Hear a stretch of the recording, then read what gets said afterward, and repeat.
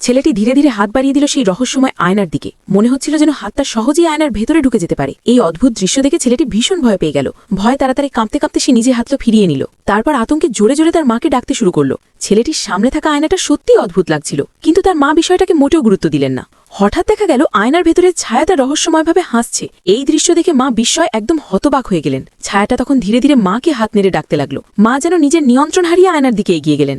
আয়নাটা পার হয়ে তিনি হঠাৎই পৌঁছে গেলেন একটি আলমারির ভেতরে, কিন্তু আশ্চর্যজনকভাবে সেখানে চারদিকে শুধু আয়নাই আয়না। ছায়াটা আবার ঘুরে দাঁড়িয়ে মাকে ডেকে চলল।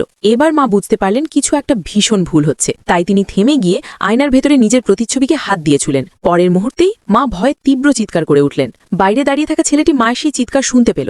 বুদ্ধিমান ছেলেটি তাড়াহুড়ো করে ভেতরে ঢোকার সাহস করল না, বরং দ্রুত অন্যদের ডেকে সাহায্য আনার জন্য দৌড়ে গেল। খবর পেয়ে তার বড় ভাই আর বোন তাড়াতাড়ি সেখানে চলে এলো। ছোট ছেলেটি সঙ্গে করে একটি মোটা দড়িও নিয়ে এলো। ভাই আয়নার দিকে তাকিয়ে বুঝতে পারল সত্যিই আয়নার ভেতরের ছায়াটা মানুষকে ফাঁদে ফেলছে। মায়ের চিৎকার শুনে ভাই তাকে বাঁচাতে ভেতরে ঢুকতে যাচ্ছিল, কিন্তু ছোট ছেলেটি তাকে তাড়াতাড়ি থামিয়ে দিল। যে কোনো বিপদের কথা ভেবে বোনটি দড়িটা শক্ত করে ভাইয়ের কোমরে বেঁধে দিল, যাতে বিপদ হলে দড়ি ধরে তাকে টেনে বের করে আনা যায়। সব প্রস্তুতি শেষ হবার পর ভাইটি সাহস করে সরাসরি আয়নার ভেতরে ঢুকে পড়ল। তারপর সে দেখতে পেল মায়ের ছায়াটা ধীরে ধীরে তার দিকে এগিয়ে আসছে। ছায়াটা ধীরে ধীরে ভাইয়ের দিকে হাত বাড়িয়ে দিল, আর ঠিক সেই মুহূর্তে যখন তাদের হাত স্পর্শ করল, ভাইটিলা আয়নার ভেতরে চিরতরে আটকে গেল।